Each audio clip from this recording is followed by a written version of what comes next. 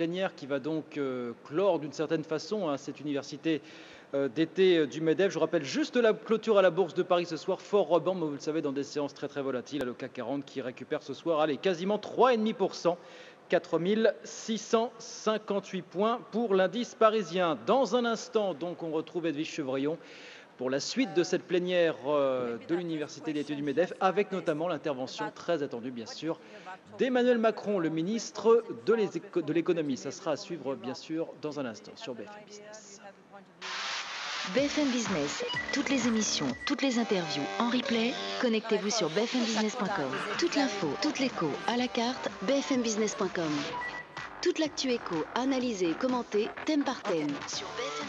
Sur bfmbusiness.com, écoutez ou regardez le live, réagissez en direct aux émissions.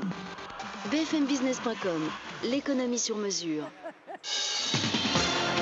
BFM Business. Émission spéciale Université d'été du MEDEF, Edwige Chevrillon. Retour ici pour cette table ronde, deuxième partie de cette table ronde, tous conquérants.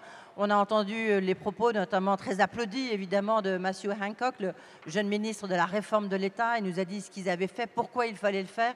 Surtout un point très important, les réformes, il faut les faire, mais il faut qu'elles servent à quelque chose pour que les citoyens, nos citoyens, peuvent comprendre. Deuxième partie de cette table ronde avec des personnalités.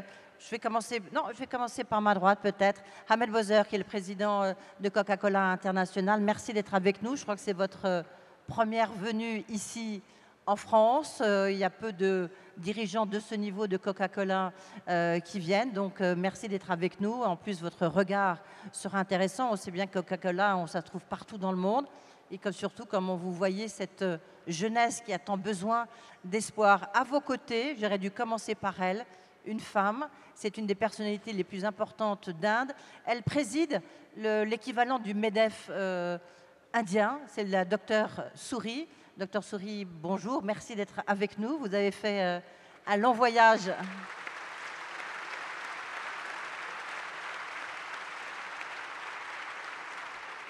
Mais vous êtes aussi vous êtes un chef d'entreprise, vous dirigez l'une des principales chaînes d'hôtels en Inde, Bharat, avec de nombreux hôtels. Je dis ça pour ceux qui ont envie d'aller en Inde. Ça serait possible peut-être venir vous voir ensuite.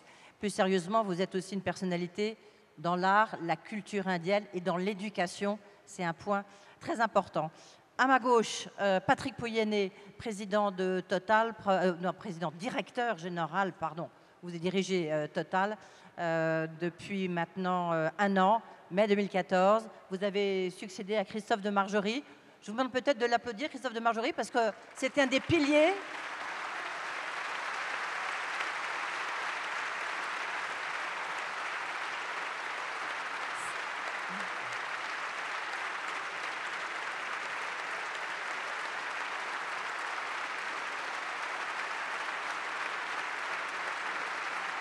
Voilà.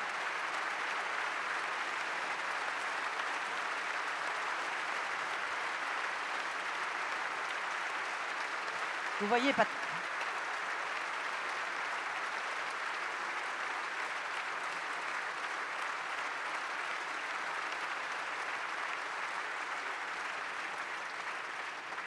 Patrick Pouyanné un an après quand même. Mais c'est vrai qu'il était là très souvent et il avait son franc-parler. C'était vraiment un des patrons les plus tonitruants. On était sûr pour nos journalistes, quand Christophe de Margerie allait parler, qu'on allait avoir un message fort et clair, et je suis sûre que c'est le même message que vous allez porter. Lionel Zinsou, vous aussi, vous êtes un des habitués d'ici. Et alors maintenant, la dernière fois que vous êtes venu ici, vous dirigez l'un des plus importants fonds d'investissement français, PAI Partners, et maintenant vous êtes Premier ministre du Bénin. Donc c'est un des rares...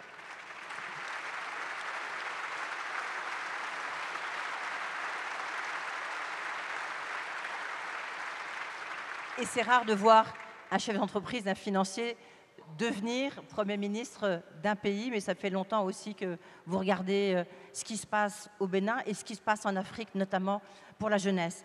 Patrick Pouyanné, première entreprise de France, vous avez entendu les propos de Matthew Hancock. On va entendre tout à l'heure peut-être la réponse ou les propos d'Emmanuel Macron. On parle de réforme de la France, on parle peut-être de la confiance. Comment est-ce que vous, en tant que première entreprise française, comment vous vous sentez ce soir, Patrick Pouyanné? Est-ce que vous dites, ça y est, la France va dans le bon sens, il y a des bonnes réformes? Oh, je crois qu'il y a encore des choses sont faites, mais il y a encore beaucoup à faire.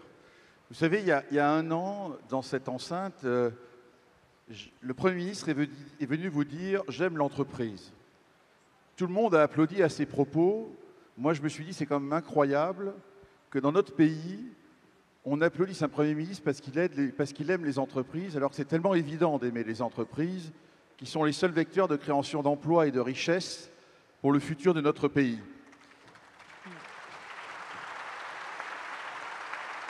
Il a dû le dire, j'aime l'entreprise, parce qu'il faut dire que ça venait après 2 années où on s'était demandé dans le pays si vraiment nous existions, et le nombre de mesures qui avaient fait que la confiance avait été cassée était relativement significatif. Je vous rappelle quand même qu'aujourd'hui dans notre pays, le taux d'impôt des grandes sociétés comme les nôtres est de 38%, c'est le plus élevé en Europe, et que le seul pays au monde où on fait un prélèvement sur des dividendes de 3%, dividendes qui sont de résultats déjà taxés.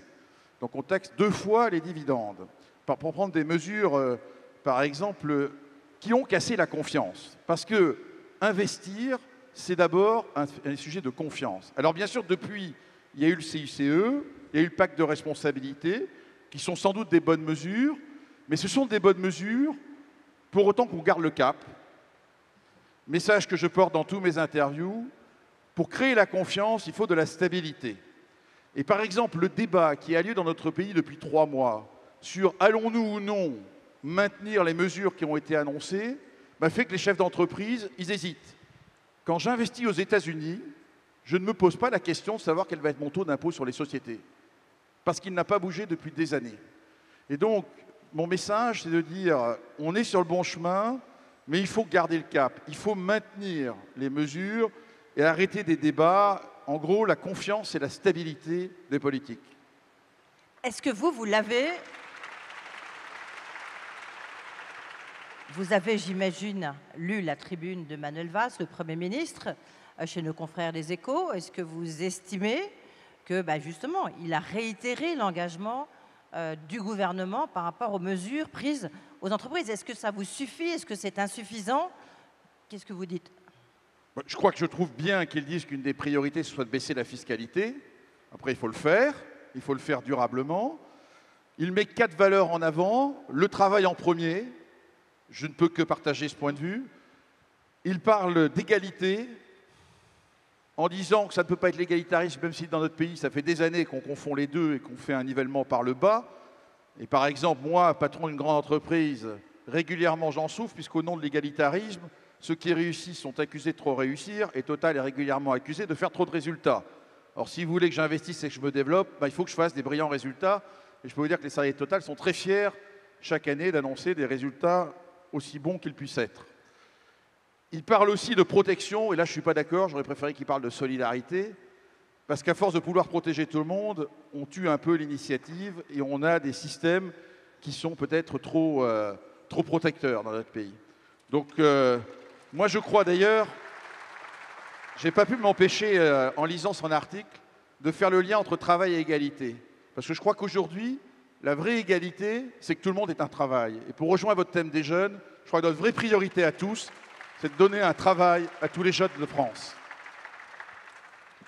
Est-ce que par exemple, puisque c'est vraiment le thème qui a été porté par Pierre Gattaz, le président du MEDEF, est-ce que vous pensez qu'il faut réformer le Code de travail? Et comment? Parce que c'est ça la difficulté. C'est quoi la méthode? On a des problèmes de méthode en France.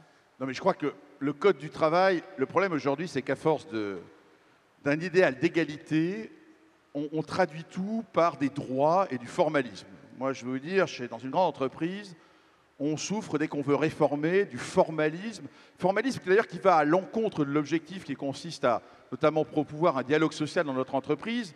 On en est plus à surveiller si juridiquement on fait des choses correctes au lieu de se préoccuper d'avoir le dialogue. Moi, je crois qu'une des réformes qu'il faudrait faire si on devait faire quelque chose au niveau social, c'est fondamentalement renvoyer au niveau de l'entreprise tout ce qui peut être négocié au niveau de l'entreprise. Et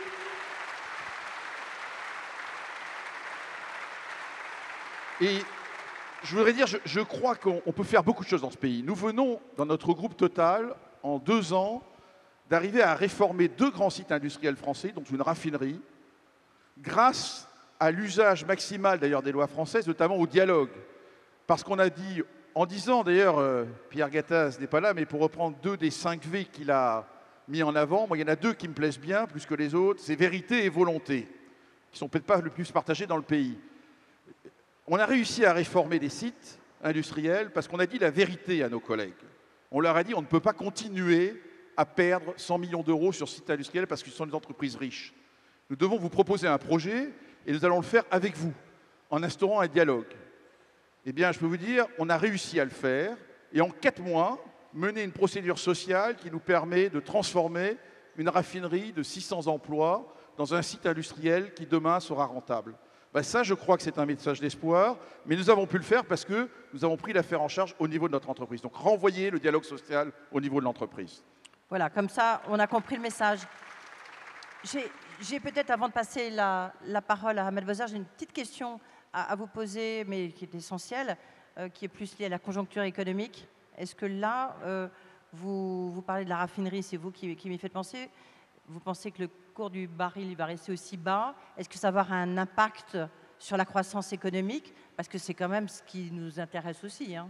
Écoutez, je pense que dans la salle, il y a beaucoup de gens qui sont heureux, à part moi, que le baril soit bas. Ouais. C'est quand même, aujourd'hui, attendez, franchement, on est dans un univers macroéconomique où simultanément, les taux d'intérêt sont quasi nuls, les prix de l'énergie sont bas, ils ont été divisés par plus de 2 en l'espace d'1 an, et où en plus l'euro est plutôt faible. Donc il y a tous des paramètres qui sont alignés. Et donc se prévaloir d'un succès quand on fait 0,7% de croissance, c'est pas si terrible que ça, on doit pouvoir faire plus. Alors maintenant, pour répondre à la question, je réponds toujours, je ne suis pas Madame Soleil. Naturellement, chef de Total, le patron de Total que je suis, souhaite que le prix du brut remonte rapidement, même si, pour être honnête, mon job, ça ne consiste pas à parier sur le prix du brut. Et d'ailleurs, malgré cette division par 2 du prix du brut, nos résultats n'ont baissé que de 10% dans le premier semestre. Ils ont baissé, ça va faire plaisir à ceux qui disent qu'ils sont trop gros, mais certains diront quand même qu'ils sont toujours trop gros. Et ils le sont, et j'en suis très fier. Donc, est-ce que ça va durer? Franchement, je pense que oui, pour un certain temps, parce qu'il y a des fondamentaux dans le marché, parce que c'est un marché de matières premières dans lequel l'offre est extrêmement abondante, la demande commence à réagir, contrairement à ce qui est écrit régulièrement. Il faut savoir que la hausse de la demande de pétrole cette année sur la planète va être la plus importante depuis 10 ans, parce que le prix baissant, eh bien, il y a plus de consommation, y compris en Europe, y compris en France. Donc maintenant, je me réjouis parce que vous savez, de toute manière, ce sont des cycles. S'il y a une baisse du prix et que c'est bon pour la croissance, il y aura la demande qui repartira et le prix reviendra. Mais profitez-en, chers collègues, tant que le prix de l'énergie est bas. Voilà, et c'est Patrick Pouyanné qui vous dit ça, directeur général de Total. Merci, j'ai encore beaucoup de questions, on y reviendra notamment, mais je voudrais me tourner vers mon voisin, le président de Coca International, Ahmed Bozzer. On va dire que vous êtes de nationalité turque, donc aussi le problème de la jeunesse est quelque chose de très important, j'imagine, pour vous peut-être de par vos origines. Quand vous écoutez tout ce débat sur la réforme, est-ce que c'est très important dans vos plans d'investissement pour Coca-Cola ou pas? Absolutely. Ah, bon. Bon, moi, c'est clair. First of all, the growth in Europe over the last 10 years was much lower than what it potentially could be. And the reforms in the direction of lighter regulation, more flexibility, and less taxes, we believe will certainly increase investment, increase employment, and create a positive spiral of growth. But you have started your question with youth, and I would like to connect maybe the two by saying that the regulation and the taxes, in essence, free markets, is actually the foundational principle that we need before we can really mobilize the youth and the new generation. Because in an environment of a lot of handcuffs, our efforts to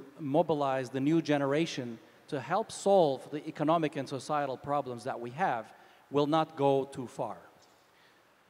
So in our business, we get concerned with a lot of issues such as growth, sustainability, innovation, change. Yet we're sitting on a gold mine of the youth, the incredible youth who are free thinkers, who are global. The youth that I meet in Pakistan is very similar to the youth I meet in the United States or in Europe. They have a lot in common. They are connected, technologically savvy. They are idealists. They want to solve the same problems that we in business and in society are trying to solve.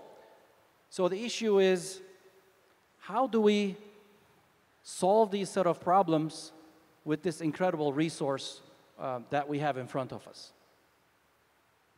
Par exemple, chez Coca-Cola, la part des jeunes, le nombre de salariés est de combien?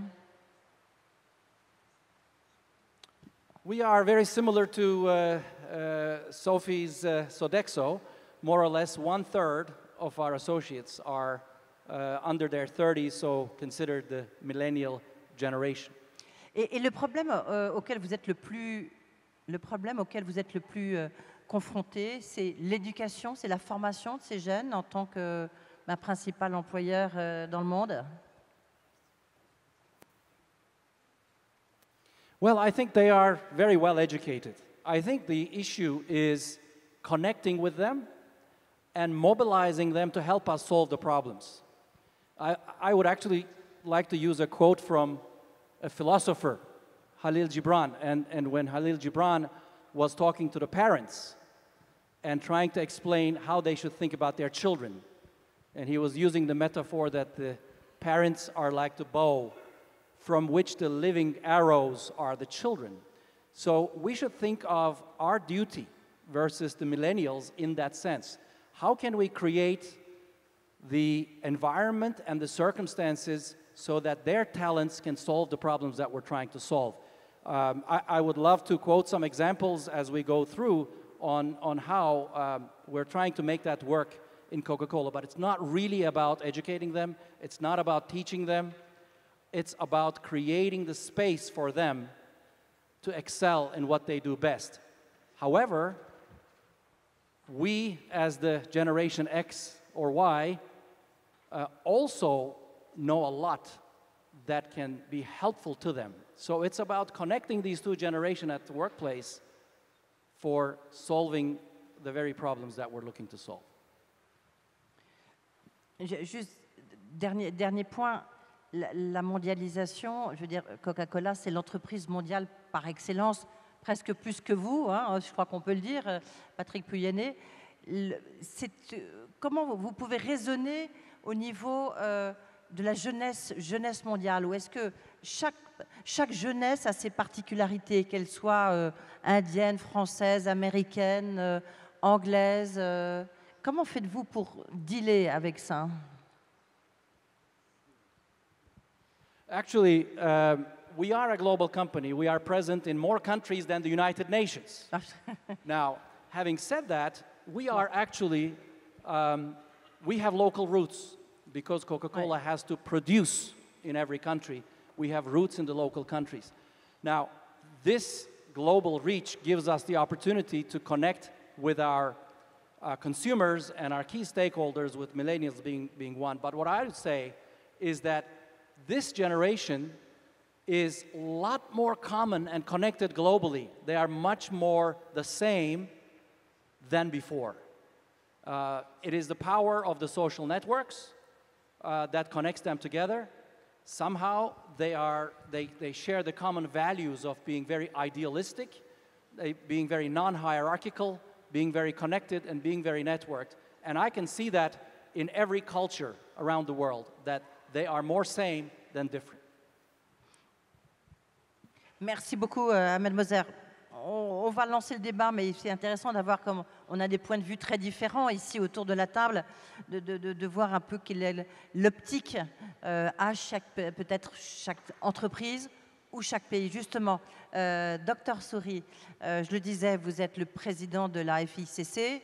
l'équivalent à peu près du MEDEF international. Et puis en plus, donc, vous êtes chef d'entreprise parce que vous dirigez votre chaîne d'hôtels Bharat. La question de l'éducation de la jeunesse et la question de la jeunesse tout simplement, est-ce que pour vous, c'est un défi gigantesque en Inde?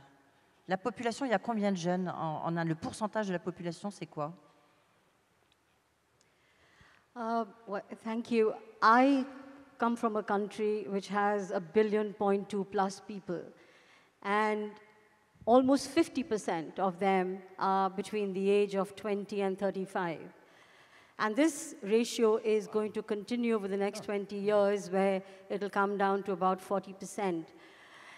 This demographic dividend, as we call it, can become a demographic disaster if we do not offer jobs and livelihood to this huge ocean of energy that we have as a reservoir at the moment. Education is actually the key driver for the Prime Minister, and it's not just pure education. What we say is that education to employment is actually what we are focusing on. So it's great to have your degree, but after doing your class 12 or your school level education, the country now is trying to focus on skill development so that we can offer jobs to these children once they come out of their education system. So India is poised for growth. We are growing at 7%, but we have to provide 1 million jobs every month. And if we need to do our sustained service to the nation, we then have to grow at 8% or more over the next 2 decades. It's a tough call, but we are doing it. Our Prime Minister has taken it on extremely seriously. He started the Make in India campaign, and of late, he's proposing to support startups. So entrepreneurship in India, just to share with you, is Indians are entrepreneurial by nature. And for the last thousands of years, trade and enterprise has existed in India. Currently, it is flourishing on 3 levels. The high level, the really big enterprises, Tatas, Birlas, Reliance, etc. Then there is the mid segment, the medium and small enterprise. We have 48 million companies of that segment. And this is the segment which is providing maximum employment as well as contributing to the GDP.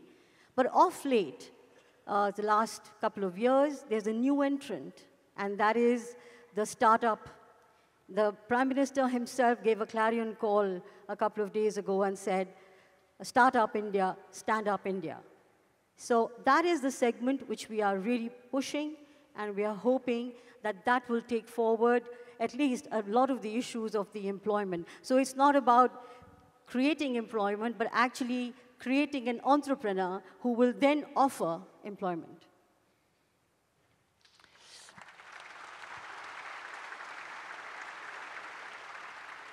En même temps, vous disiez ce chiffre absolument impressionnant, la nécessité de créer 1 million d'emplois tous les mois. Donc c'est sûr que quand on part avec nos chiffres à nous, c'est un peu vertigineux.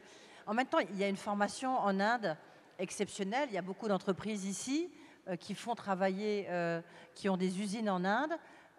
La technologie des Indiens, la formation des technologiques, elle est incroyable en Inde. C'est ça qu'il faut vous poursuiviez dans ce sens-là, ou vous avez d'autres issues? Well, we do have a lot of technology training institutes, but that's not where we are stopping. Oui. We have to go down to the lower skill sets. We are educating people that it's all right to be a plumber, it's all right to be an electrician. There's nothing wrong with that. So that is the level of skill sets that we need to develop, because the country is going to, at the moment, there are plans to invest almost $1 trillion in creating infrastructure. And that itself is going to give almost 40% jobs, because construction gives about 40% jobs to people in India. So therefore, we are looking at the lower level of skill sets as well as the higher technology-driven industries as support system for the skill sets. But it's, as you said, it's a staggering figure and it's a mammoth job.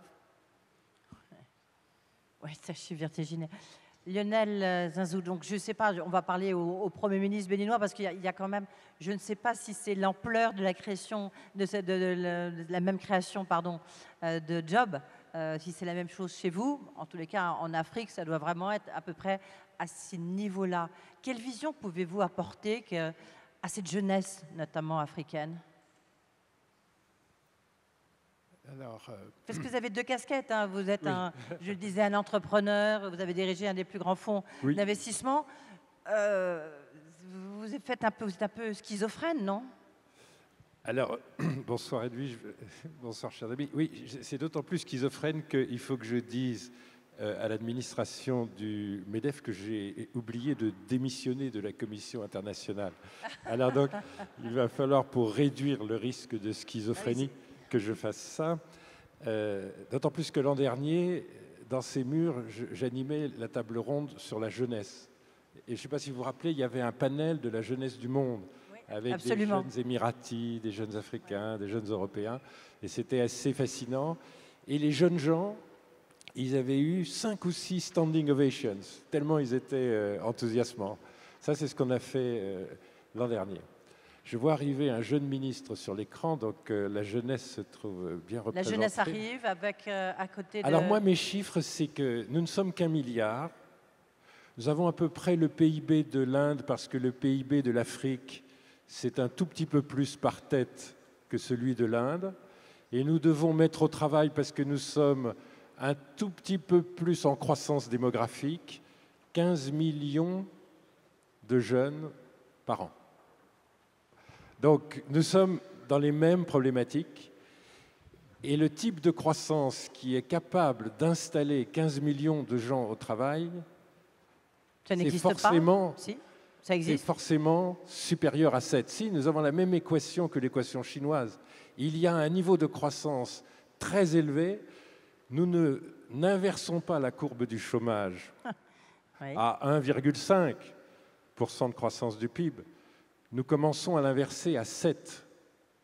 Et nous avons 2 problèmes très particuliers.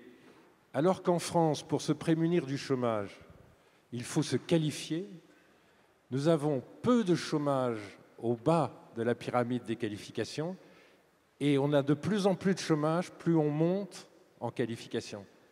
Parce que le système productif offre des emplois informels en très grand nombre. Dans l'Afrique subsaharienne, c'est 85% de l'emploi qui est informel. Et c'est tout à fait le cas au Bénin. Nous n'avons pas de chômage à ce niveau-là. En revanche, plus les gens se qualifient, plus ils se forment, plus ils sont au chômage, avec une inadaptation entre le système éducatif et le système d'entreprise. Parce que nous sommes à un stade qui est le deuxième paradoxe, où l'intensité capitalistique de la croissance africaine est telle qu'elle ne crée pas d'emplois. L'énergie, et je félicite et remercie M. Pouyanné d'être un des plus grands investisseurs d'Afrique. L'énergie, ça crée peu d'emplois par unité de capital. Ce qui crée de l'emploi, c'est la transformation en aval, c'est la partie industrielle et distribution de Total. Mais la partie exploration et les grands investissements, y compris de raffinage, c'est la plus faible création d'emplois par unité de capital. Si vous investissez 1 euro en France, vous créez 3 fois plus d'emplois que si vous l'investissez au Bénin. Parce que nous sommes à cette phase où il nous faut de l'énergie, parce qu'on est en panne électrique, il nous faut des routes, toute une série d'infrastructures, des réseaux de fibres optiques, etc. Et donc, l'intensité en travail est très faible. Et donc, on est obligé de dire à la jeunesse, c'est pas du tout une fatalité, dans 10 ans, vous aurez un emploi. Pour l'instant, c'est pas de chance, vous avez un doctorat de physique, on n'a pas d'emploi pour vous, sauf chez Total. Mais Total, comme je vous le disais, par unité de capital, crée peu d'emplois. Donc nous avons ces paradoxes. Nous n'avons pas la solution simple de dire, qui est un cliché, plus on les formera, plus les jeunes Africains se tireront du chômage. Non, c'est plus complexe que ça. Aujourd'hui, le vrai réservoir d'emploi, il est informel, il n'ouvre aucun droit, il ne permet pas de s'améliorer toute sa vie en formation, il est une solution de court terme et un problème terrible de long terme. Donc nous avons des problèmes qui sont juste pas du tout les problèmes du nord du monde. Juste, avant de passer la parole, Patrick Pouyanné, vous allez répondre, mais...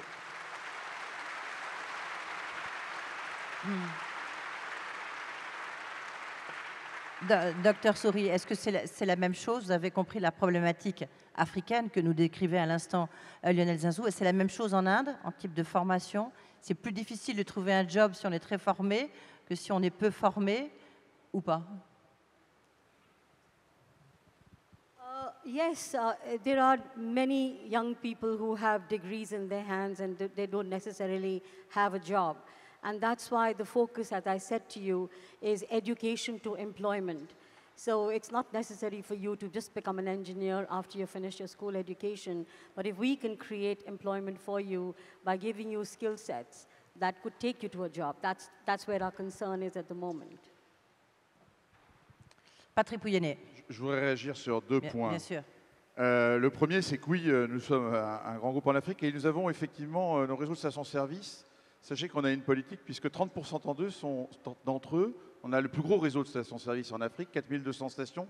30% d'entre elles sont gérées par des jeunes Africains que nous formons nous-mêmes à travers un centre de formation en gestion que nous avons créé. Et nous avons réussi à promouvoir toute une catégorie de jeunes Africains qui sont devenus des entrepreneurs, à qui nous fournissons également le moyen d'investir dans les stations. L'autre point que je voudrais soulever, c'est que la réaction au propos de Madame sur la problématique en Inde, je peux l'appliquer à la France. Quand vous demandez si la priorité c'est la qualification des jeunes, mais bien sûr que c'est la qualification des jeunes. Et quel est le problème que nous avons dans notre pays notamment? C'est qu'on est, j'ai dit tout à l'heure égalité, égalitarisme, souvent piloté par une forme d'égalitarisme qui nous a conduit notamment à avoir un slogan qui est « il faut que tout le monde ait un diplôme, tout le monde doit avoir le bac ». Mais la question, ce n'est pas d'avoir le bac, c'est d'avoir des jeunes qui, à la fin de parcours scolaire, ont une qualification professionnelle. Et on a exactement le même problème, parce que c'est la qualification professionnelle qui permet après d'avoir un travail. Elle est là, la vraie égalité, je le répète comme je l'ai dit tout à l'heure. Et ça, il faut que nous y contribuions. Dans notre pays, les parcours professionnels, la qualification, professionnellement, dans notre culture, ce qu'on veut, mes parents, les parents de tous les jeunes Français, ils veulent qu'on ait un diplôme. Il faut qu'on sorte de cette notion de sanction qui se traduit par un diplôme et qu'on valorise ces parcours professionnels. Alors moi, j'ai deux idées pour le faire. La première, c'est qu'il faut que les entreprises s'engagent plus fortement. J'ai demandé, quand j'ai pris mes fonctions chez Total, mais combien avons-nous de contrats en alternance, contrats d'apprentissage? On m'a dit 1200, mais tu comprends, c'est compliqué d'augmenter parce qu'on ne peut pas recruter tous les gens qui ont ces contrats. 1200 sur combien, juste pour avoir... 1200 sur 33 000 employés en France. Oui, c'est ça. Et donc, je leur ai dit, mais ce n'est pas très grave, parce qu'en même temps, quand ils viennent travailler chez Total, quand on les forme, on développe leur employabilité, et donc on peut augmenter. Et donc, l'engagement on est en train de regarder, c'est comment en prendre 5 000 sur 3 ans dans les 3 prochaines années. Donc, augmenter notre effort très fortement pour accueillir plus de jeunes dans l'alternance et la professionnalisation. La deuxième idée sur laquelle je travaille, qui n'a rien à voir, c'est que les seules autres fonctions que j'avais, et d'ailleurs avant de prendre les fonctions de directeur général, c'est d'être président d'une école des mines d'Alès, que M. Macron doit connaître, puisqu'elle est sous sa tutelle. Et effectivement, je vais vous dire, quand je suis devenu directeur général de Total, je me suis dit, je ne pourrais pas tenir ce job, donc il va falloir que je l'abandonne. Et finalement, je me suis dit, non, tu vas continuer. Donc je suis toujours président de cette école des mines, pour une raison, c'est que j'avais un projet qu'on met en œuvre, c'est que je souhaite qu'un tiers des ingénieurs de cette école sortent d'une formation par apprentissage, qui consiste à prendre des gens à la sortie des IUT.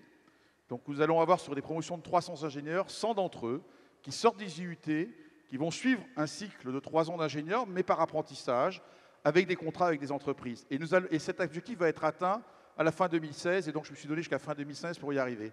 Je pense que cette idée, elle est valable pour plein d'autres grandes écoles, y compris les plus élitistes d'entre elles. Et où nous sommes.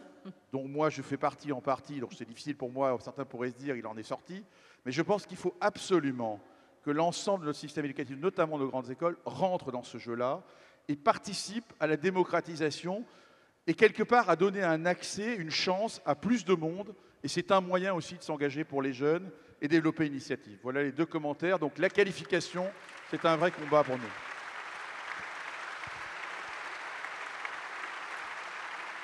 Vous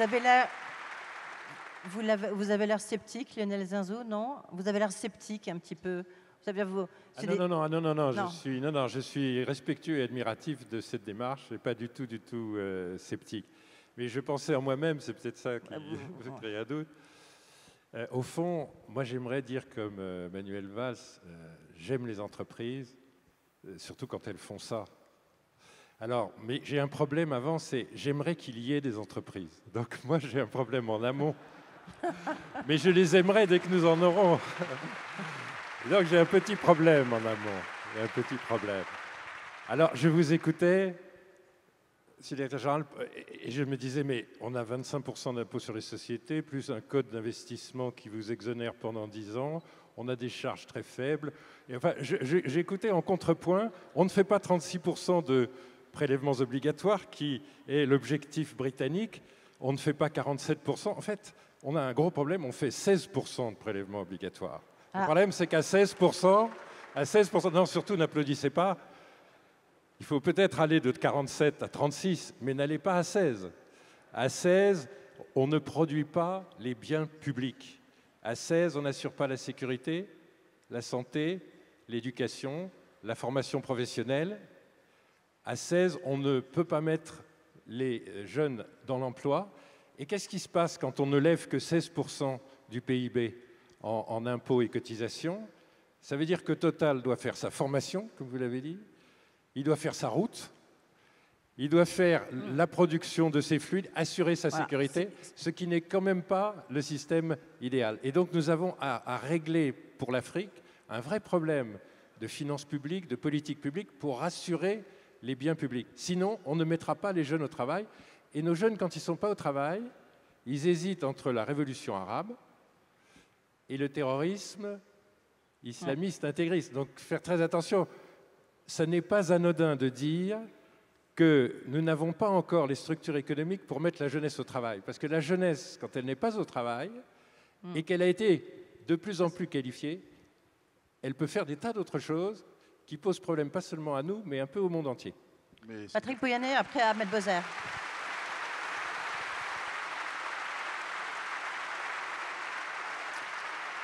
Patrick Pouyanné, rapidement, vous voulez ajouter quelque chose? J'allais juste dire que ce que vous venez de décrire pour la jeunesse africaine est un peu aussi le sujet qu'on a aujourd'hui pour la jeunesse en France, dont on peut aussi voir qu'elle s'égare de temps en temps, parce qu'elle n'a pas de travail. Justement, question que vous avez soulevée, Lionel Zinsou, je voudrais avoir la réaction en tant que chef d'entreprise.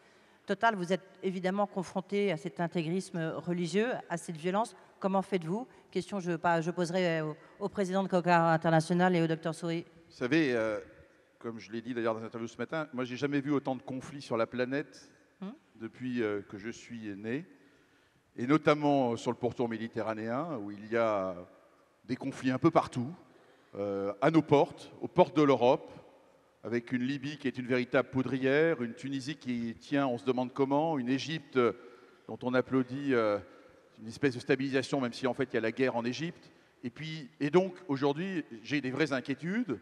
Et en même temps, quand vous employez des gens partout sur la planète, comme chez nous, puisque nous avons 70 000 personnes qui travaillent dans ces zones-là, puisque le pétrole est là où il est, je ne peux pas le changer de place.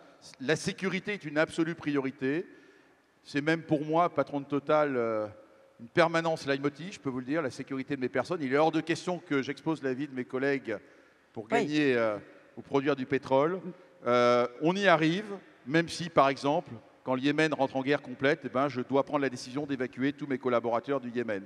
Mais mon appel, c'est de dire attention à tout le monde, et notamment aux Européens. Tout ça, c'est très proche de nous. Toute cette instabilité, c'est juste de l'autre côté de la Méditerranée.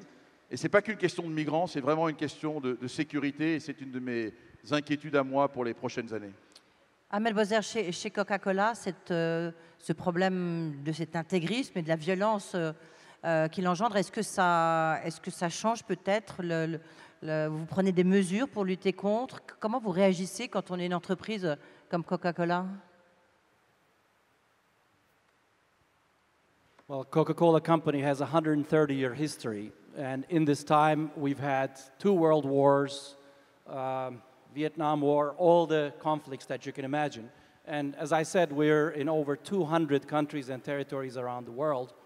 Yeah, but it's getting worse and worse. Yes, unfortunately, violence and these sorts of problems are part of life and part of the world. We do obviously put the security and safety of our associates as number 1. But at the same time, we can still operate in these countries because it is the business activity that is going to help these economies hopefully eradicate these kinds of problems and create the wealth and create the jobs. So we believe it is our jobs to work with our local partners in all corners of the world to bring our great beverages to the arm's reach of desire, obviously minding the safety and security of our employees.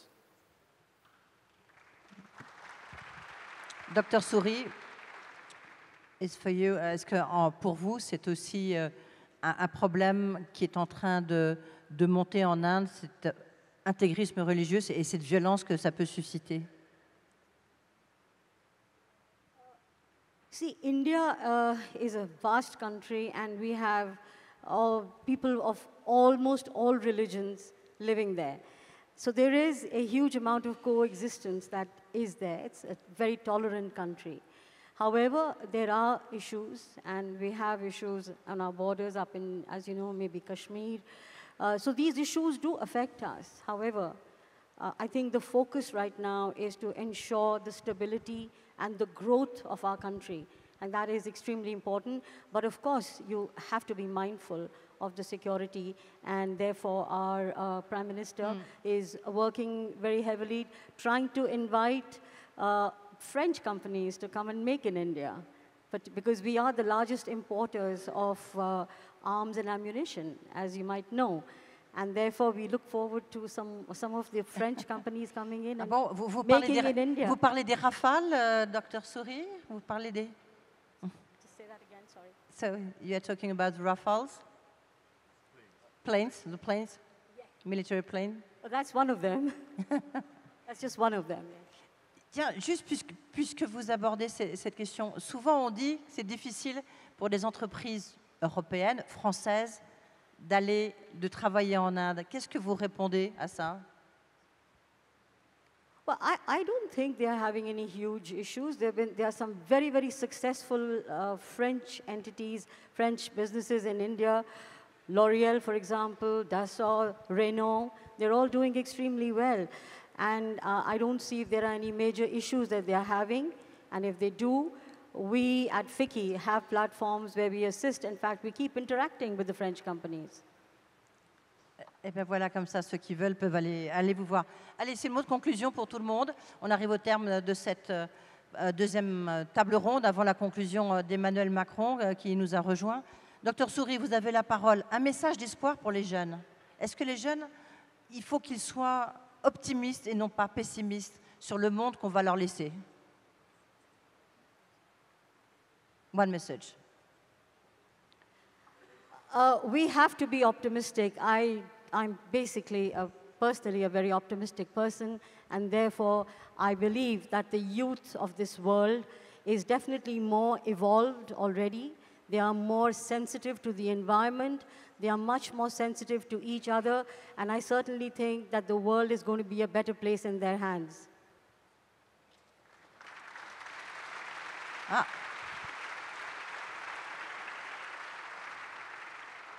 Ahmed Bouzer.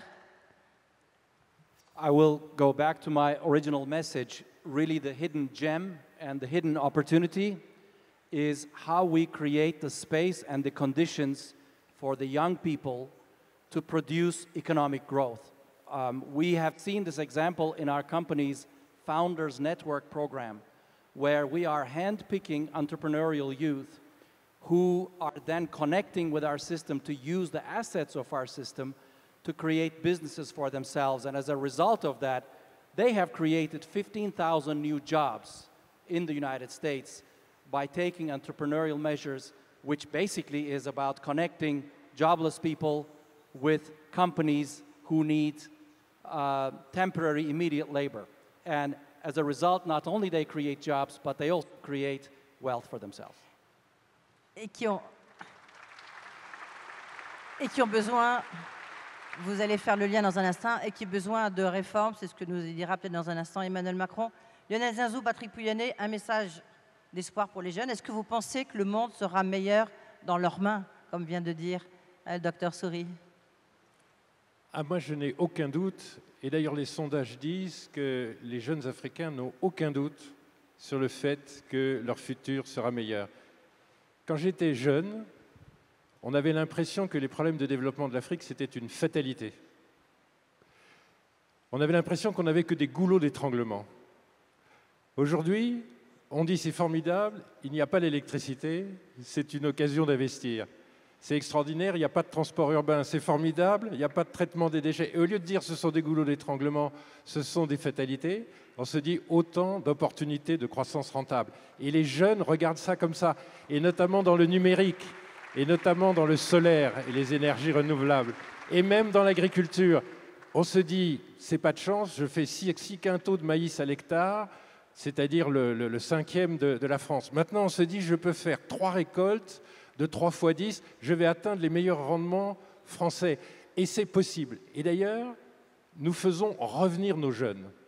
Regardez, on les fait revenir, et notamment on fait revenir les gens de l'école des mines d'Alès, moi j'en ai rencontré un récemment, on fait revenir nos jeunes des États-Unis, de France.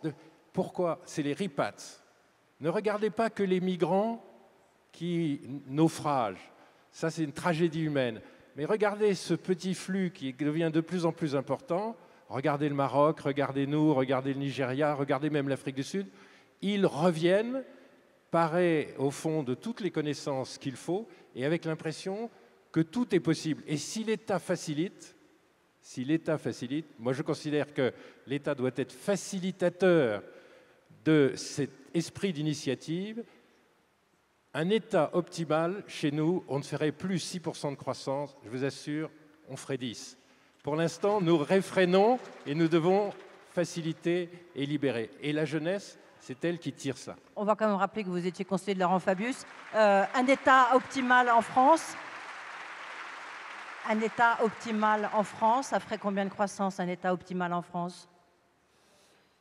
Mais nous, comme on vient d'assez loin, on a beaucoup de leçons à prendre, non seulement en Grande-Bretagne, mais même en France, je vous assure. Et d'ailleurs, j'ai demandé récemment au ministre qui nous fait l'honneur d'être au premier rang de nous ajouter de l'expertise, parce que la France a des politiques publiques et d'ailleurs aussi des politiques des entreprises publiques que parfois elle a fait naître comme publiques, comme celle qui est à ma droite, qui sont tout à fait exceptionnelles. Donc nous avons beaucoup à apprendre de la France. Mais il faut quand même le dire parce que nous sommes au MEDEF, l'Inde est notre deuxième fournisseur, la Chine est notre premier fournisseur, et d'ailleurs au fond premier client, et la France est devenue notre troisième client.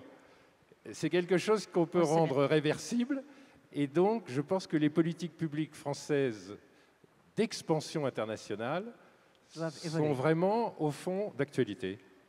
Merci beaucoup Lionel Zinsou.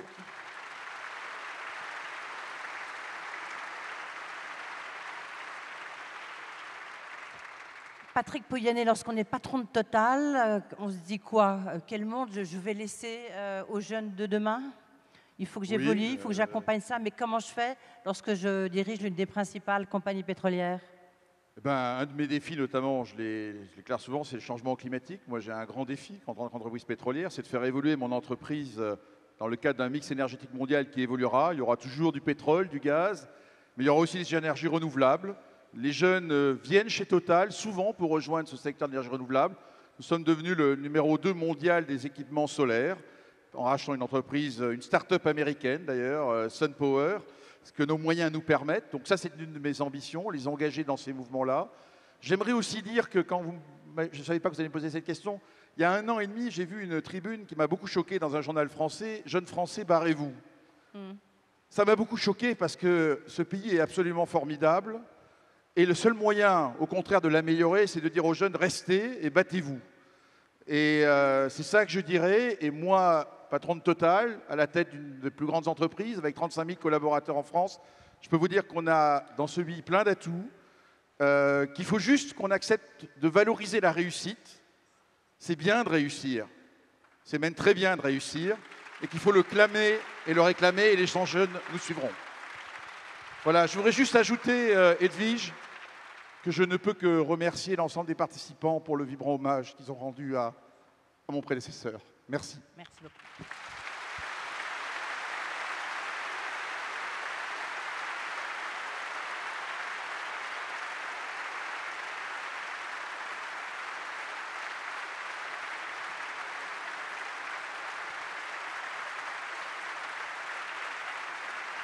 Merci.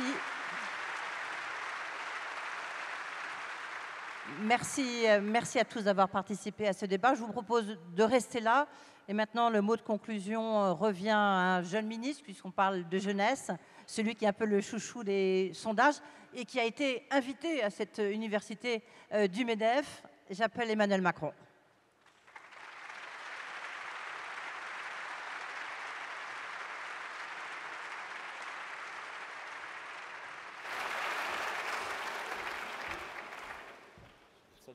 Emmanuel Macron, la tâche va être rude parce que Matthew Hancock, bonjour Monsieur le Ministre, Matthew Hancock a eu une standing ovation parce qu'il a expliqué toutes les réformes nécessaires et qui ont été faites en Grande-Bretagne, donc il y a beaucoup d'attentes par rapport à votre discours, comme vous pouvez l'imaginer. C'est à vous. Merci beaucoup, Monsieur le Ministre, Monsieur le Président, cher Pierre Gattaz, Mesdames et Messieurs les entrepreneurs, chefs d'entreprise, Mesdames et Messieurs. Depuis 1 an, j'ai rencontré presque chaque jour des entrepreneurs de tout secteur. J'ai visité chaque semaine des entreprises de toute taille. J'ai parlé avec des salariés de tous les âges, avec des artisans, avec des professions libérales. J'ai presque toujours constaté la même chose. Un appétit pour le travail, un goût pour l'effort inouï, une confiance inébranlable que chacun avait dans son avenir individuel. Il y a des difficultés, on les connaît. Il y a des blessés sur le champ de bataille. On en connaît les visages. Mais il y a en même temps un optimisme, une envie de vaincre. Et quand je rencontre les jeunes, en particulier sur le terrain, dont il est question cette journée et ce soir, je n'ai jamais trouvé de jeunes ou d'entrepreneurs qui demandent à ce que l'État fasse tout, leur donne un avenir. Ils veulent pouvoir saisir cet avenir. Ils veulent qu'on les mette en capacité de dévorer le monde, de construire leur propre avenir. Et notre devoir n'est pas de leur imposer, de donner la béquille, de dire ce que doit être leur avenir, en effet, par un diplôme, par des aides, ou que sais-je. Il est de les mettre en capacité de devenir et de faire.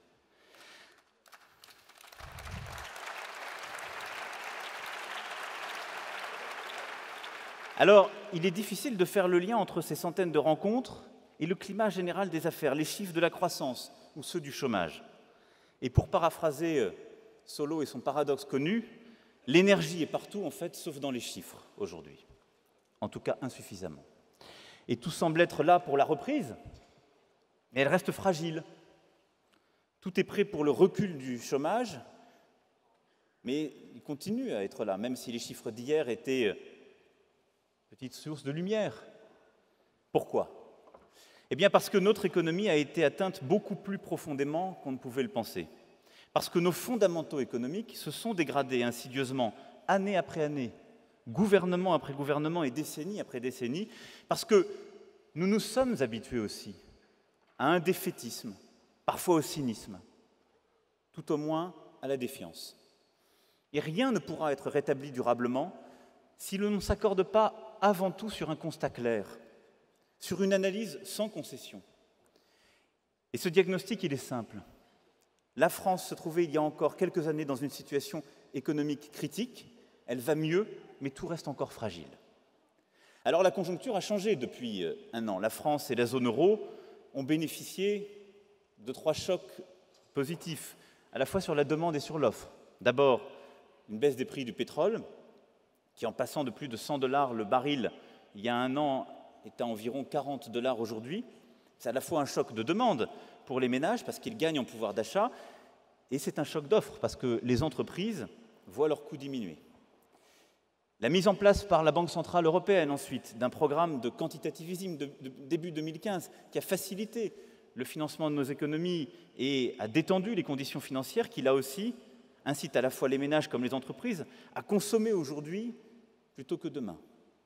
Enfin, la forte dépréciation de l'euro, qui a perdu 20% contre le dollar en un an, ce qui, là aussi, augmente la demande extérieure adressée à nos entreprises. Et ces 3 chocs, ce sont des chocs positifs conjoncturels qui fertilisent dans notre pays la reprise et les efforts que nous avons commencé à faire.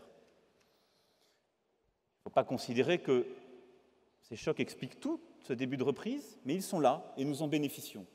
Mais cette fenêtre, cet alignement des astres, doit nous conduire à continuer à réformer davantage. Parce que si nous voyons dans les chiffres les premiers résultats, les marges des entreprises se redressent, le coût unitaire du travail dans le secteur industriel, pour la première fois depuis de nombreuses années, est repassé en France en dessous de l'Allemagne. Et nous avons enrayé une tendance décennale d'augmentation inexorable de ce coût unitaire du travail. Donc les premiers résultats sont là et frémissent, mais ils ne sont pas suffisants. Et nous ne saurions aujourd'hui nous abriter derrière une croissance qui nous porterait d'elle-même. C'est un faux raisonnement. Nous pouvons avoir plus de croissance si nous continuons, et nous le voyons bien aujourd'hui, malgré ces 3 chocs positifs, il y a encore des défaillances d'entreprises, des difficultés sectorielles et beaucoup d'incertitudes. Pourquoi? Alors certains diront que nous avons encore un déficit de demande en France et en zone euro. Cet argument est assez vrai en zone euro. C'est pourquoi nous avons constamment soutenu le plan Juncker, plus d'initiatives, pour qu'en particulier les pays qui peuvent investir puissent le faire. C'est la bonne coordination des politiques macroéconomiques. Mais compte tenu des 3 chocs que je viens d'évoquer, qui sont aussi des chocs de demande, ça n'est pas aujourd'hui la priorité française. Surtout, nous devons progressivement habituer notre économie à se déshabituer de la réponse facile que le gouvernement, je dois dire, de toute couleur jusqu'ici, historiquement, ont utilisée, c'est-à-dire la dépense publique. Quand on a une difficulté,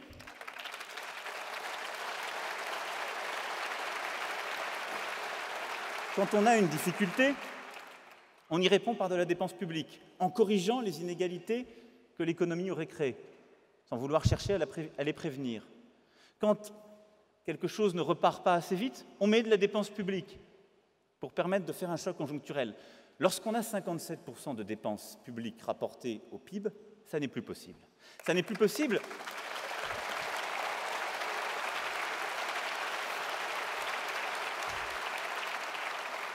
parce que c'est reporter le problème sur les générations à venir, c'est créer une inéquité intergénérationnelle nouvelle.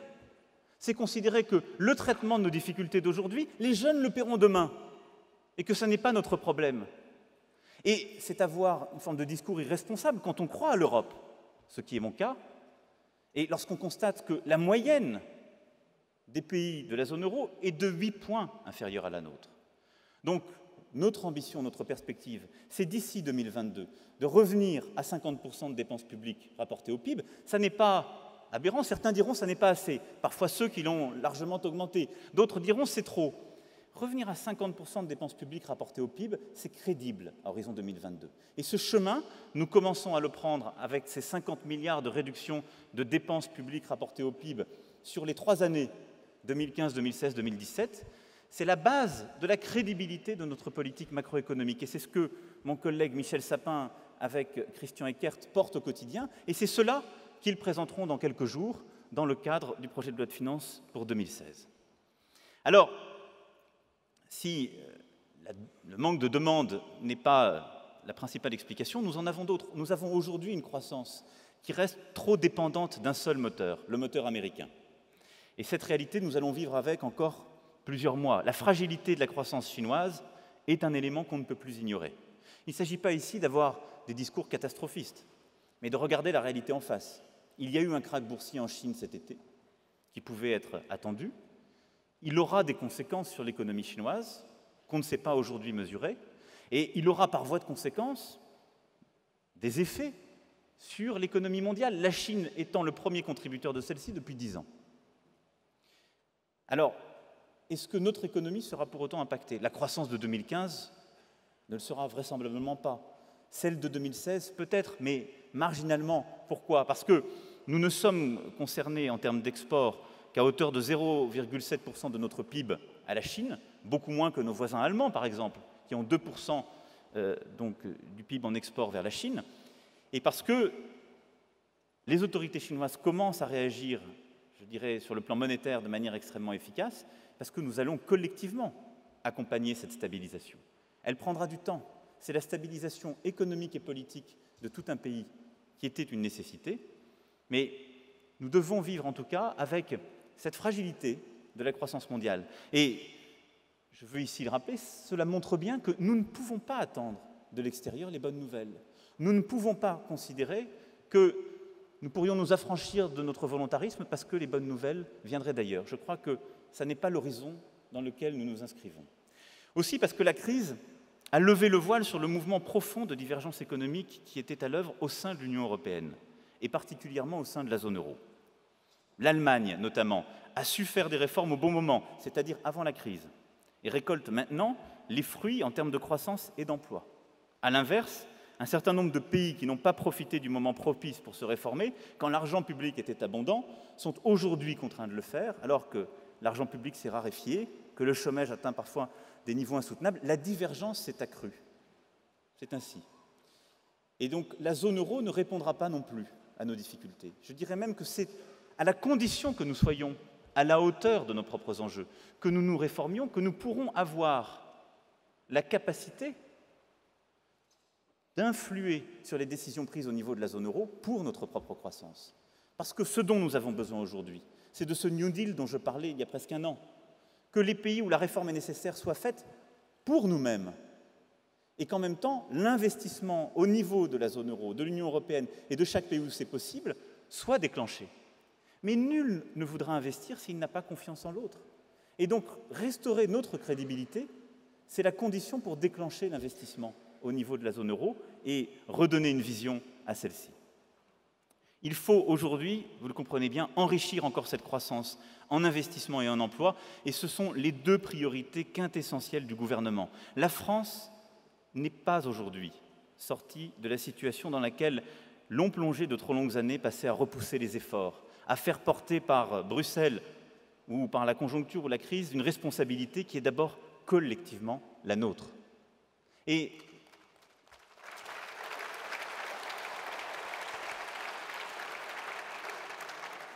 à mes yeux, c'est cette responsabilité que nous devons partager ce soir si nous parlons de la jeunesse. Notre responsabilité ensemble, entrepreneurs et gouvernement, c'est de faire sortir le pays de la langueur dans laquelle il s'est inscrit depuis maintenant trop de décennies. Cette langueur qui fait que depuis aujourd'hui 30 ans, eh bien, les jeunes entre 18 et 25 ans sont à plus de 18% au chômage, constamment. Aujourd'hui, nous avons atteint le chiffre de 25%.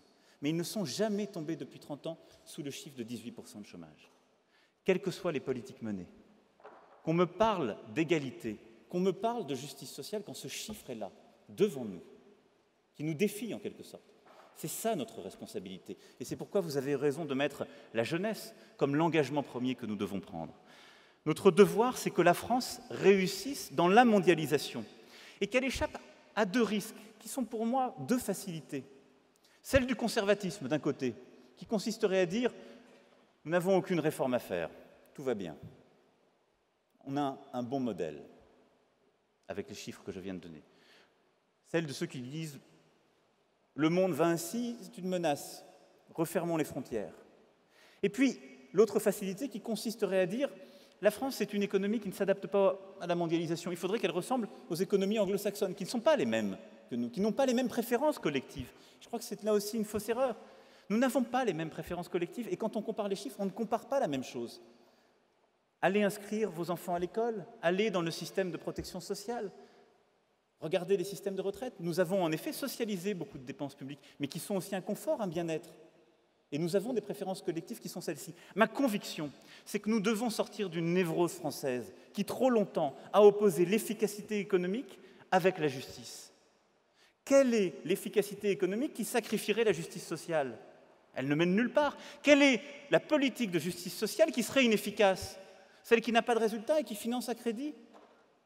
Le choix entre ces deux voies est une erreur. Il faut savoir les combiner, trouver cet équilibre. C'est ça le défi qui est le nôtre.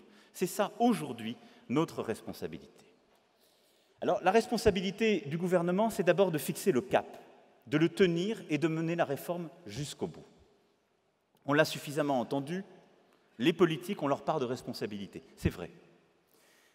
Cette longue déliquescence qu'a connue notre économie depuis les années 80, c'est cette responsabilité qui s'appelle l'incapacité à maîtriser les dépenses publiques, qui s'appelle l'absence de politique industrielle, qui s'appelle l'inaptitude à tracer pour notre pays un chemin dans cette mondialisation qui a franchi nos frontières depuis bien longtemps.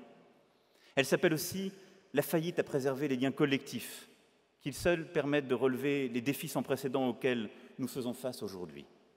Et chaque fois que l'on dresse les Français, les uns contre les autres, chaque fois qu'on oppose ceux qui travaillent à ceux qui sont au chômage, ceux qui viennent travailler d'ailleurs à ceux qui sont nés ici, on affaiblit notre capacité collective à surmonter la situation.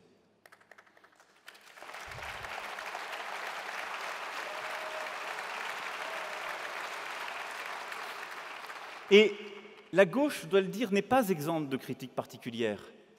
Elle a pu croire à un moment, il y a longtemps, que la politique se faisait contre les entreprises, ou au moins sans elles, qu'il suffisait de décréter et de légiférer pour que les choses changent, qu'il n'était pas nécessaire de connaître le monde de l'entreprise pour prétendre le régenter, que la France pourrait aller mieux en travaillant moins.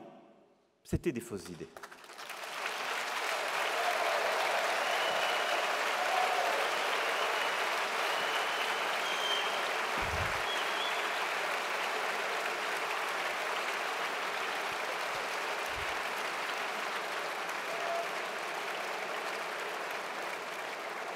Parce qu'il n'y aura pas de progressisme sans vraie réforme.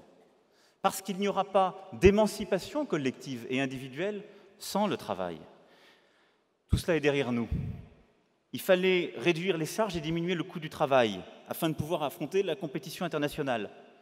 C'est fait, c'est en cours. C'est le pacte de responsabilité et de solidarité. Avec 40 milliards d'euros d'ici 2017, qui seront redéployés en allègement de charges et en allègement de fiscalité. C'est 2 points de PIB. C'est 80% de l'effort budgétaire que je décrivais il y a un instant qui est redéployé sur cette politique de l'offre. C'est un effort sans précédent. Alors je sais que les uns disent « vous avez tellement augmenté et vos prédécesseurs, les impôts avant, vous ne nous en rendez qu'une partie ». Je ne suis pas débiteur de tout ce qui s'est passé depuis tant d'années et si nous commencions à rentrer en compte, nous ne finirions pas. Ce que je sais, c'est que depuis le début de l'année 2014, même depuis la fin de l'année 2012 avec le CICE. Cet engagement est pris, cet engagement il est tenu et cette baisse elle est en cours avec les résultats que j'évoquais tout à l'heure en matière de coût unitaire du travail. Il fallait apporter de la stabilité pour que vous puissiez vous projeter dans l'avenir sans craindre les revirements de législation auxquels gauche et droite vous ont malheureusement habitués. Elle est là. Le président de la République, le Premier ministre en début de semaine dans la tribune qu'il a fait paraître dans les Échos, l'a rappelé aussi, le pacte de responsabilité et de solidarité et le CICE seront pleinement déployés avec l'ampleur prévue et les modalités prévues jusqu'en 2017.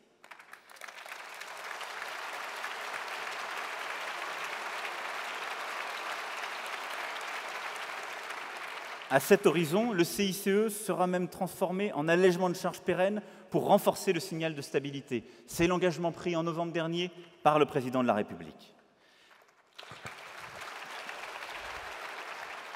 Car c'est clé pour la confiance et pour l'investissement.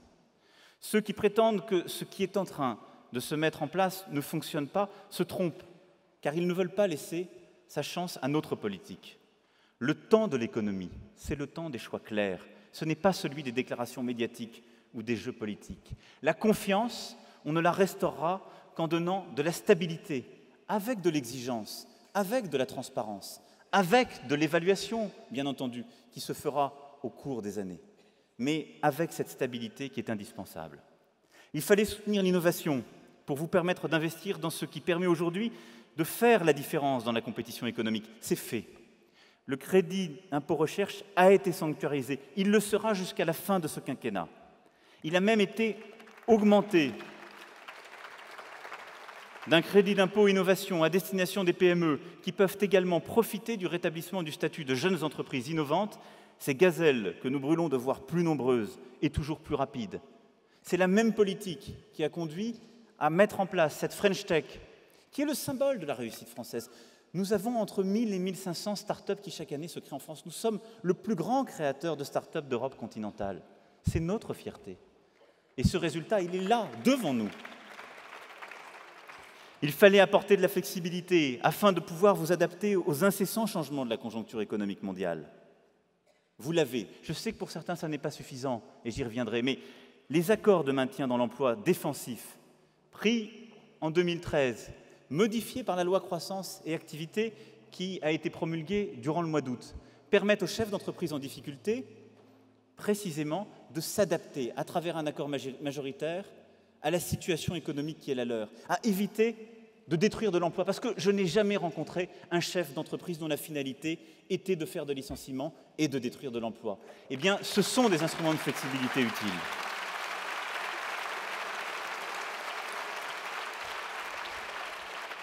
Il fallait simplifier, nous l'avons commencé. Là aussi, avec un travail inédit. Dites-le nous en une fois, qui est une simplification inédite en train d'être déployée. Thierry Mandon a fait un travail considérable en la matière. Clotilde Walter le continue et le continuera. Et nous devons repenser fondamentalement, moderniser la relation entre notre administration et les usagers. Nous devons baser cette relation d'abord sur un geste de confiance. Nous devons d'abord conseiller avant de contrôler, surtout les plus fragiles, surtout les plus petits, surtout les créateurs.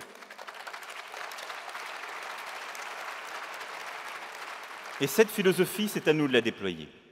Vous aviez besoin de rapidité et de prévisibilité afin que l'issue malheureuse, par exemple, d'une affaire au prud'homme ne puisse plus mettre en péril l'ensemble de l'entreprise. C'est fait. Les délais ont été raccourcis, un référentiel de dommages et intérêts a été introduit, la procédure prud'homale a été profondément réformée dans cette loi, de manière inédite, comme elle ne l'avait jamais été, pour qu'on concilie davantage.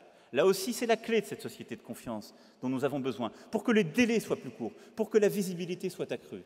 Et je ferai des propositions au Premier ministre et au Président de la République dans les prochains jours pour que nous puissions, tout en nous conformant au jugement, à la décision du Conseil constitutionnel, eh bien, là aussi, revenir sur cette proposition de plafond des dommages et intérêts faits au prud'homme, parce qu'elle parachève cette réforme.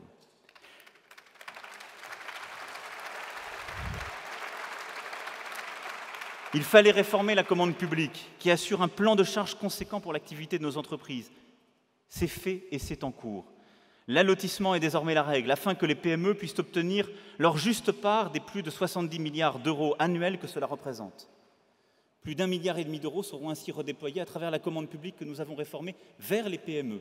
Et nous ferons de même avec les contrats de service public, et les concessions et les délégations.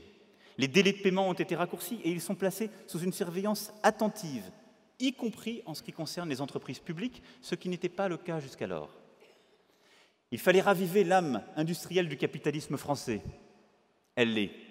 Nous avons lancé un mouvement de réindustrialisation de notre pays qui se chiffre en milliards d'euros d'investissements publics et privés et en milliers d'entreprises industrielles qui sont chacune accompagnées pour accomplir un pas substantiel dans la modernisation de leur outil de production. C'est ça la nouvelle France industrielle, que j'ai voulu articuler autour de ces 9 solutions et un cœur de réacteur, qui est l'industrie du futur. C'est la montée en gamme de notre industrie, c'est l'investissement productif, la modernisation, pour émettre moins de CO2, pour produire plus vite, plus numérique. Et cette montée en gamme, cet investissement, c'est le cœur de notre défi commun aujourd'hui. Et vous connaissez par ailleurs la valeur du temps long. C'est pourquoi j'ai voulu aussi que cette âme industrielle du capitalisme français, elle réinvestisse le long terme. Nous n'aurons pas de retournement industriel, nous n'aurons pas de reconquête industrielle si collectivement nous ne partageons pas cette valeur du long terme.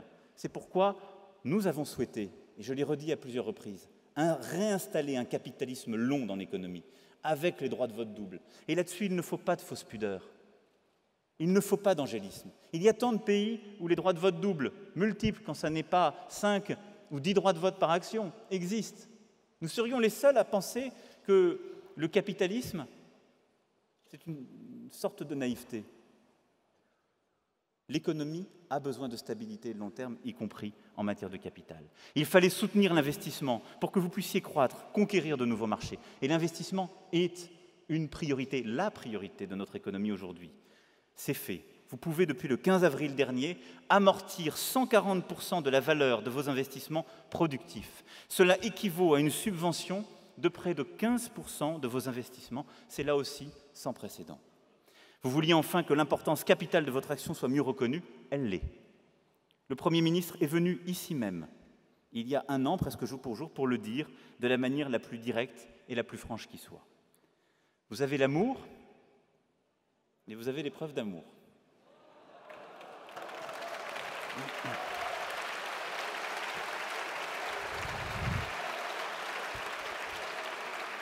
Car qui peut honnêtement prétendre que les choses n'ont pas changé et dans le bon sens?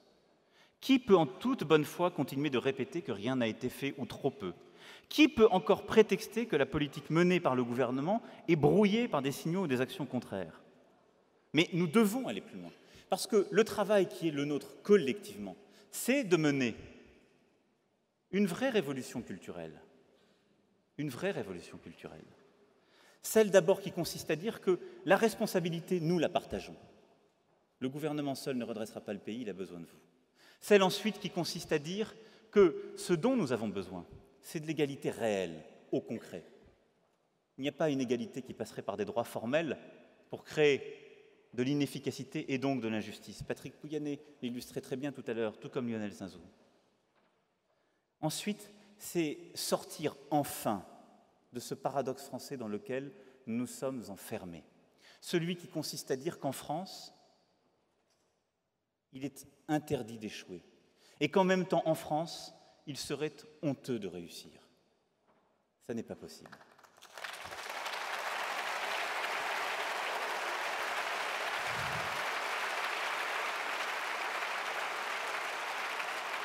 Et donc, si nous devons aller plus loin, si nous voulons aller plus loin, nous devons réussir cette transformation culturelle, celle qui consiste précisément à donner à chacune et chacun les moyens de se tromper, d'échouer, parce que celui qui échoue, c'est celui qui a entrepris, celui qui a pris des risques, et l'aider à se relever plus vite, sans le stigmatiser. C'est cela dont nos gens ont besoin. Et en même temps, c'est de célébrer celles et ceux qui réussissent, car ce sont des exemples, en particulier pour la jeunesse, parce que la jeunesse, elle a avant tout un appétit, une envie de réussir. Et cela, nous devons le reconnaître et le valoriser.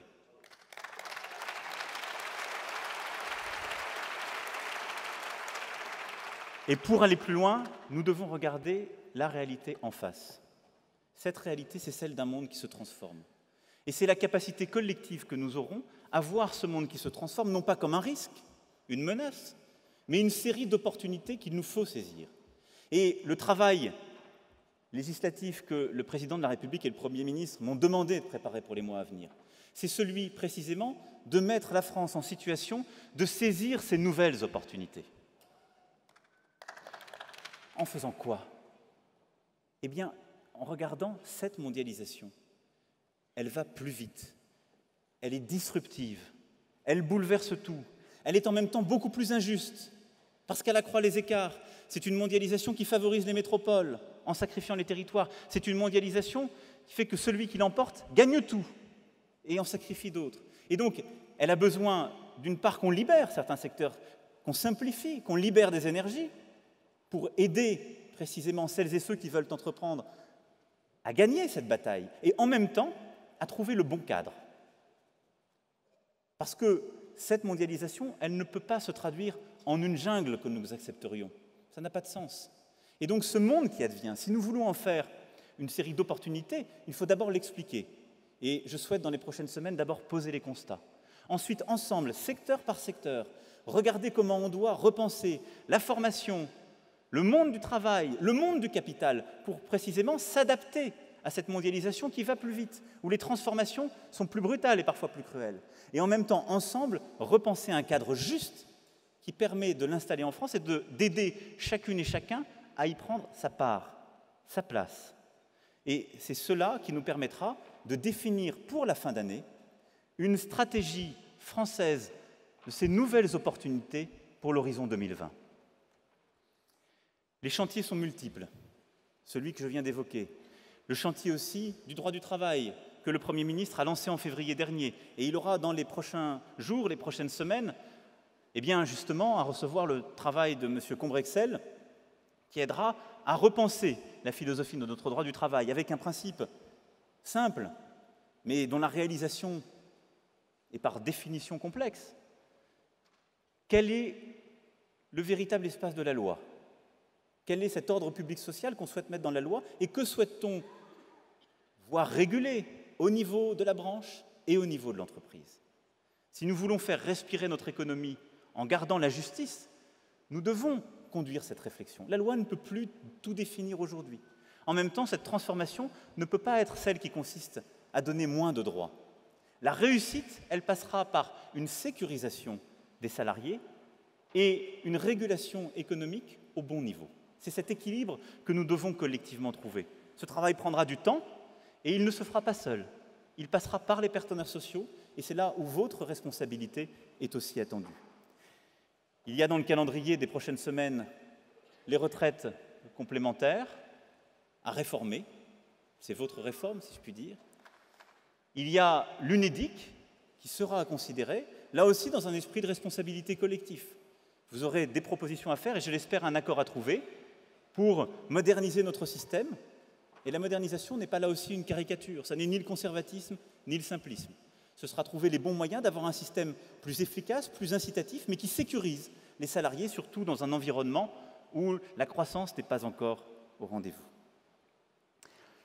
Enfin, votre responsabilité, parce que vous en avez une à vous, et je veux aussi dire quelques mots sur ce point. Votre responsabilité, c'est de prendre votre part de ce mouvement, de la transformation de notre économie. Parce que, nous le savons, si nous n'anticipons pas le changement dont je parle, nous le subirons demain.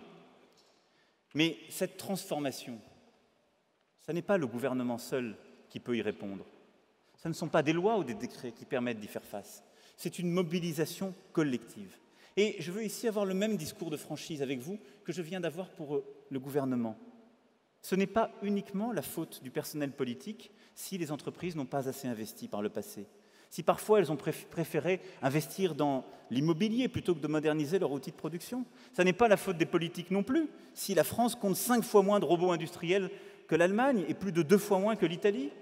Ce n'est pas la faute des politiques si tant d'entreprises ont jugé bon de maintenir parfois un positionnement milieu de gamme et de ne pas se lancer dans la bataille sur le bon positionnement de marché.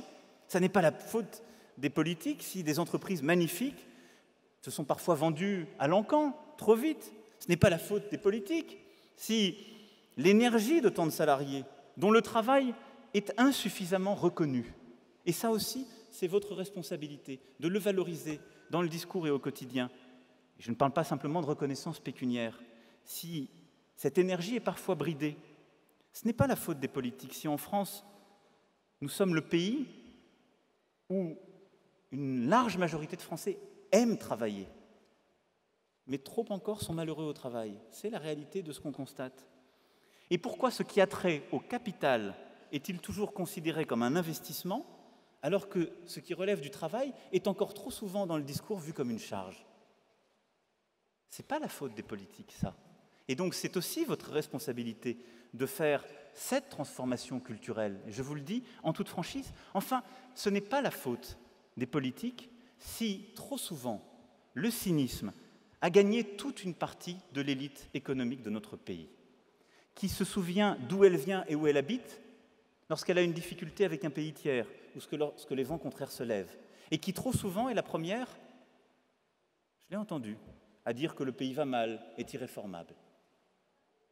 Quand on fait partie de l'élite politique, administrative, économique, on a une responsabilité de redresser ensemble le pays, d'en dire du bien, d'y croire, de se battre pour lui. Et donc le cynisme est interdit. Le cynisme est interdit. La franchise, c'est un devoir, mais le cynisme, nous n'avons pas droit.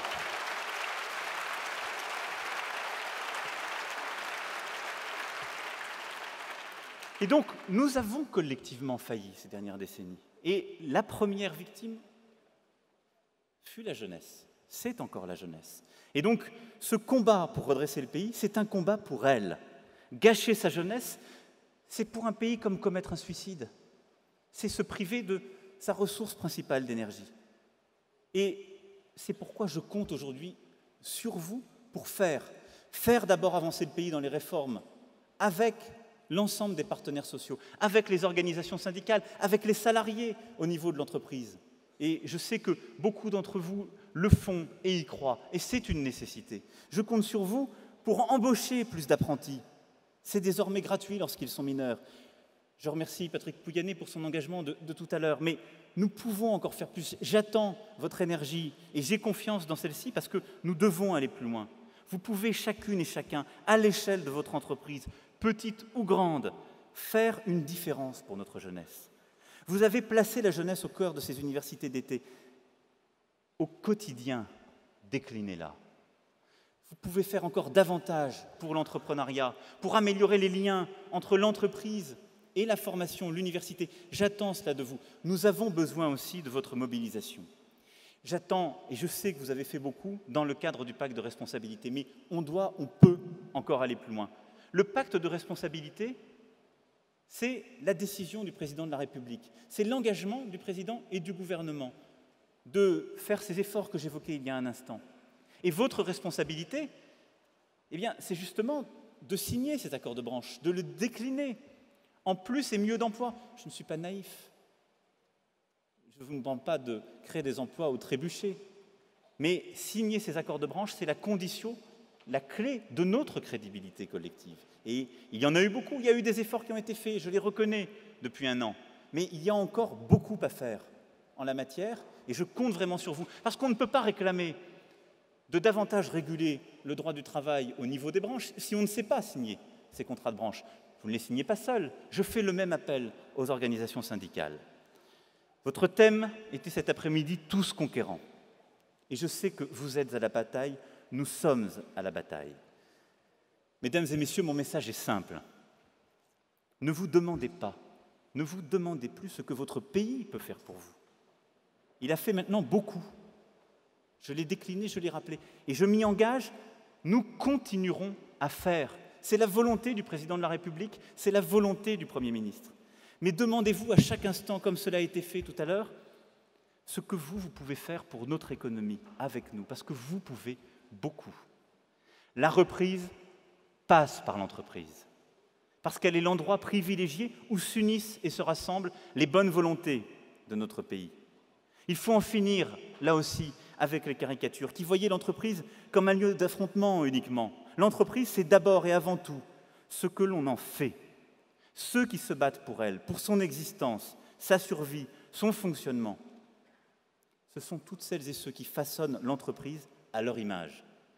L'entreprise, c'est le lieu où le collectif est plus fort que la somme des individus qui le composent.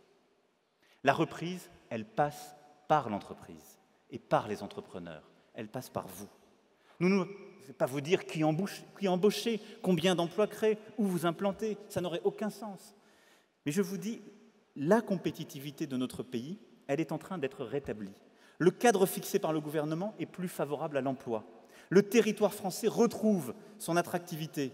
Facebook, Samsung, Intel, Cisco, entre autres, ont annoncé ces derniers mois des investissements majeurs sur notre sol. Comment croire une seule seconde que cet investissement ne serait pas possible pour les entreprises françaises? Nous n'allons pas décider à votre place dans quel secteur investir, quel produit lancer, quel marché viser.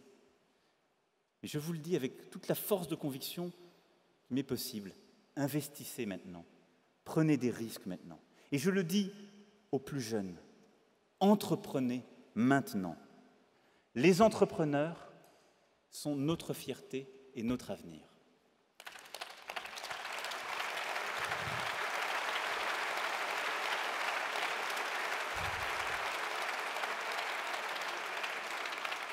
Alors pour conclure, mesdames et messieurs, vous l'avez compris, si on veut réformer le pays, avancer, achever de le redresser, il y a en quelque sorte une division des tâches de la réforme.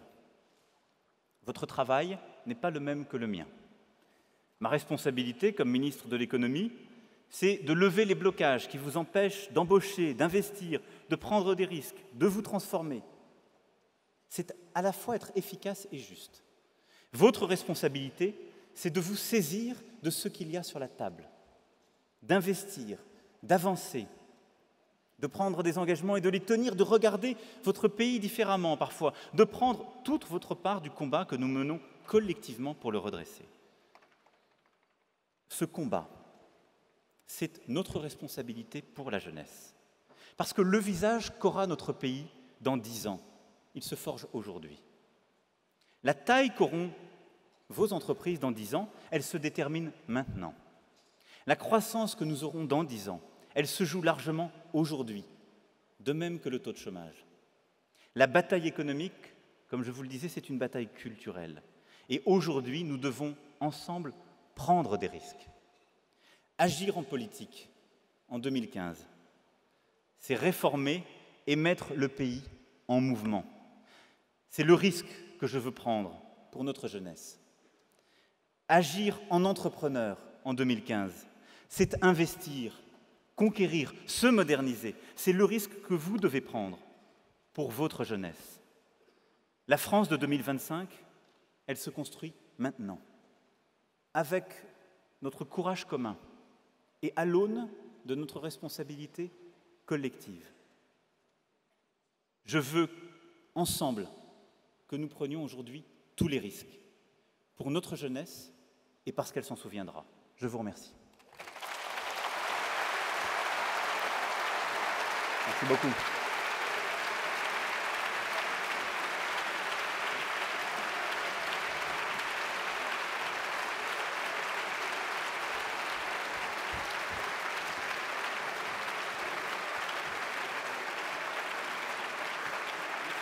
Emmanuel Macron, que je vous demande d'applaudir aux côtés du président du MEDEF, Pierre Gattaz.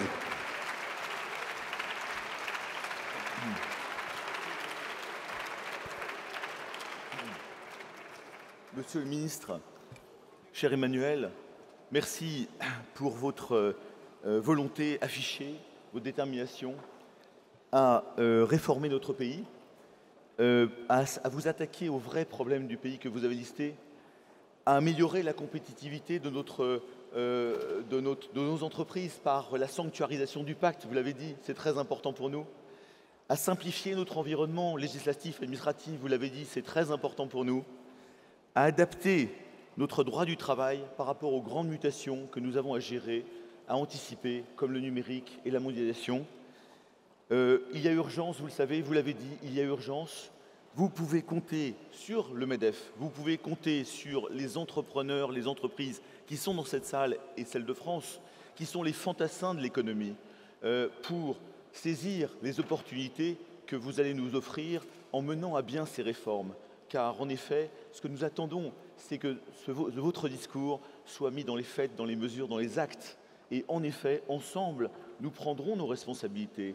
Et ensemble, comme vous le savez, nous souhaitons quoi? Bâtir avec vous, avec le gouvernement qui nous gère, avec nos jeunes, les 30 audacieuses de la France. Une France qui gagne, une France conquérante, une France innovante, une France qui retrouve le goût du travail, de la croissance, qui retrouve la croissance et qui retrouve in fine le plein emploi. C'est notre travail, en effet, nous pouvons le faire ensemble.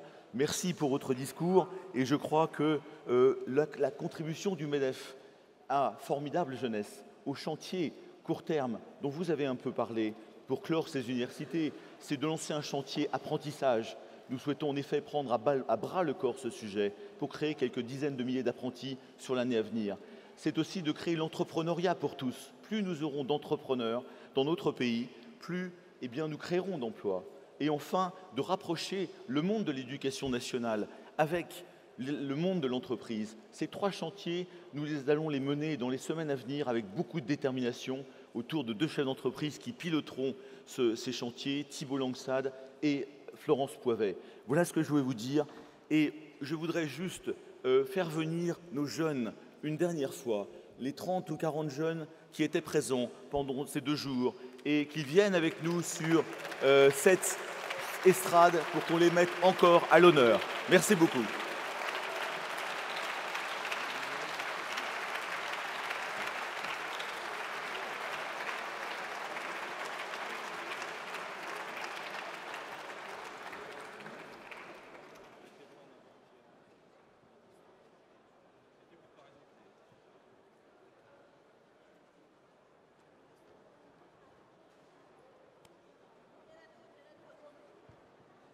Voilà, et les jeunes qui ont participé à cette université d'été nous rejoignent. Voilà, venez vite, venez vite. Voilà, on peut les applaudir. Cette formidable jeunesse.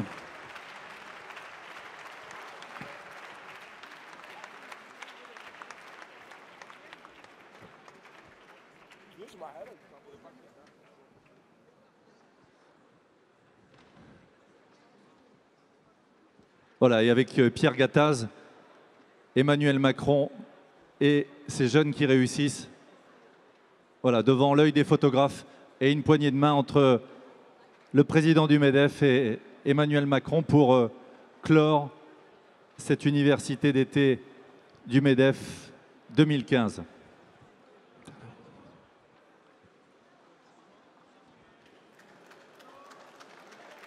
Voilà. Belle image pour clore cette université d'été du MEDEF. Je vous demande encore une fois de remercier et d'applaudir notre ministre de l'économie, de l'industrie et du numérique pour sa venue. Merci infiniment d'avoir été avec nous encore une fois. Voilà. Belle photo finale.